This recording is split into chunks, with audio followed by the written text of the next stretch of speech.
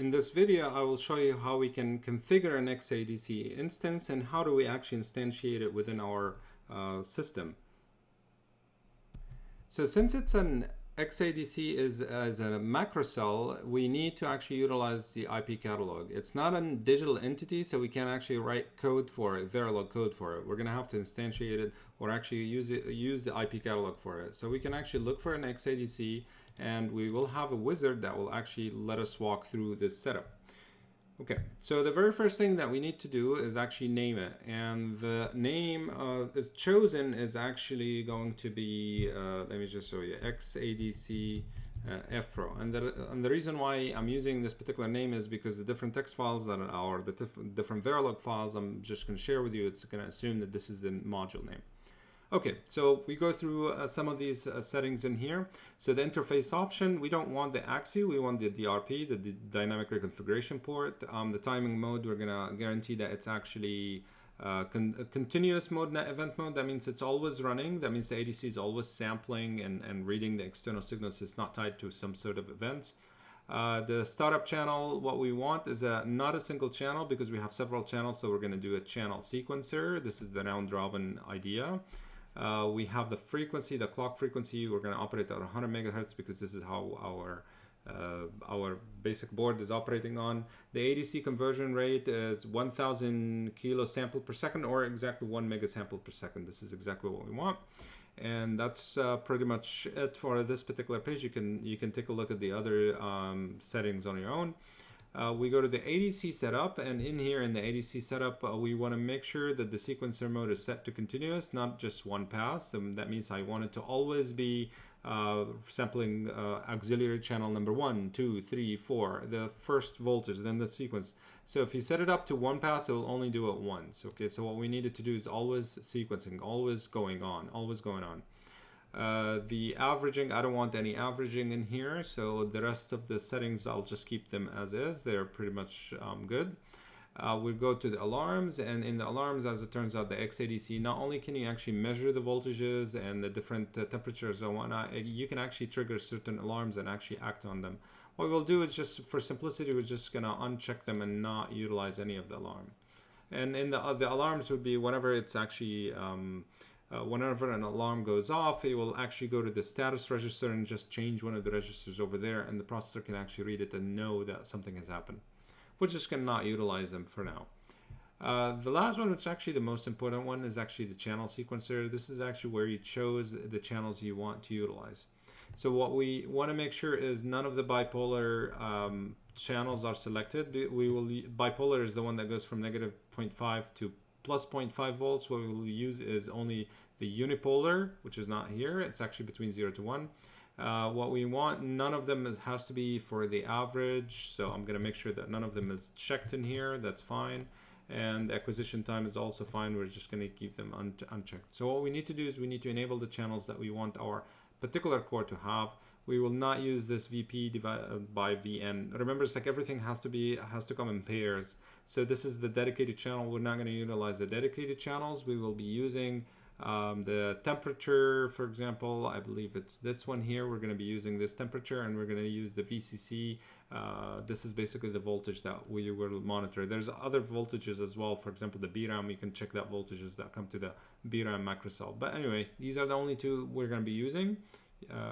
The other ones are actually the auxiliary channels. This is V auxiliary positive, V auxiliary negative, number 0, basically the positive side and the negative side. Remember, every channel that we're sampling should have 2, okay?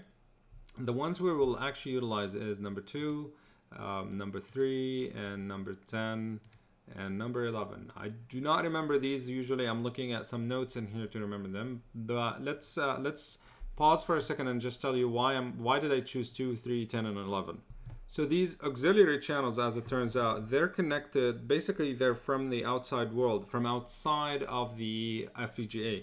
And these auxiliary are actually connected, and they have to be physically connected. Like you can see them, right? I'm assuming these are the ones, but anyway, so this particular PMOD in here Okay, it's called it's the analog input. It's called the XADC. It's different than the other PMODs. So all of the other 4 PMODs are digital.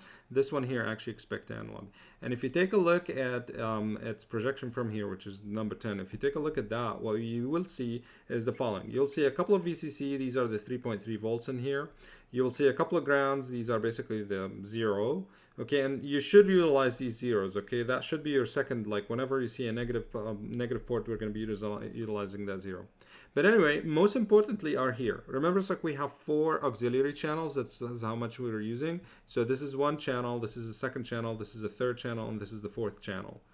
Okay, well, as it turns out that the physical auxiliary channels from the FPGA chip are routed physically to these PMOD headers. Okay, and the auxiliary channels that are actually mapped are actually auxiliary channel number 3, number 10, number 2, and number 11. And that's where I got these numbers from. We did 2, 3, 10, and 11.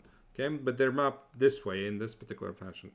So whenever you're utilizing these, remember each one of these channels have a positive part and a negative part. My recommendation is you connect that negative part to the ground, you connect that negative to the ground, you connect this one to the ground and this one to the ground.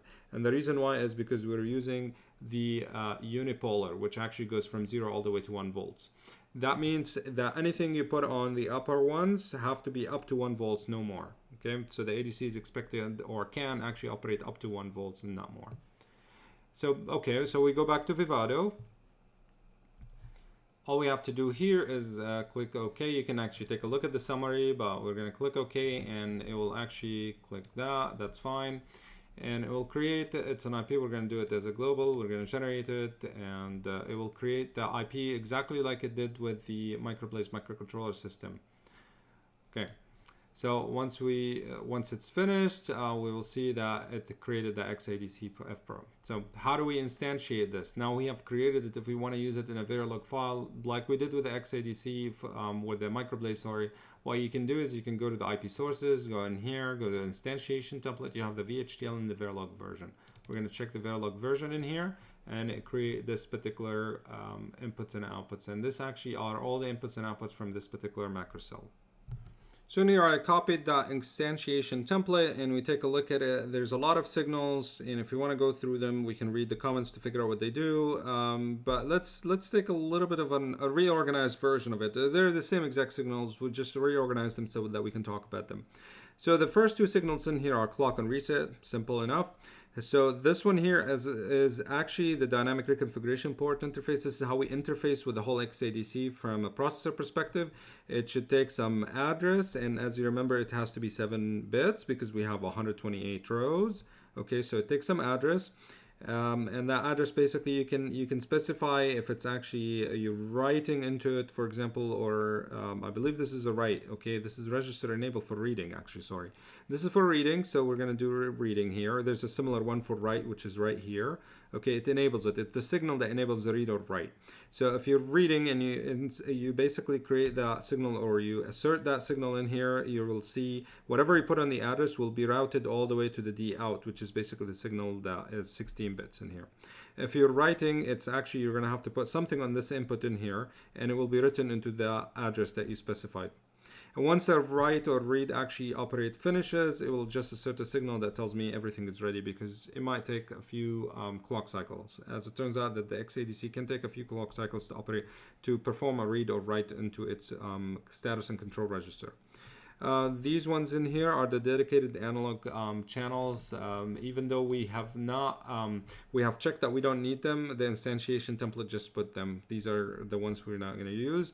These are the auxiliary channels we have utilized. It actually utilized the positive and the negative of 2, the positive and negative of 3, the positive and negative of the 10, and the positive and the negative of 11. Of course, all the negatives should be connected to voltage 0 or the ground. The other ones here are status signals that are actually outside the control and status register. So the status signal tells me the ADC is converting, so it's actually busy. It cannot do anything else. Also, it tells me the channel out is actually the current channel number that it's actually because it can do all the way. If you think about it, in here we have 0 to 4. That means it's 5, and it's basically the same 5 LSB as the address that we have in here, and we'll see how this is important shortly. Okay, the other ones are basically end of conversion, and whenever it finishes the conversion, it asserts that end of sequence. If you're using the sequencer and you're going through, for example, the different temperature, the auxiliary, auxiliary, auxiliary, auxiliary, once you finish the sequence, it will assert that one. And the other one is alarm out, and if you, like, we have disconnected all the alarms, but if we have used any of the alarms and we want them, we can actually check that signal and actually ORs all the alarms. So if one of the alarms is actually set, it will actually just store it and give me that signal.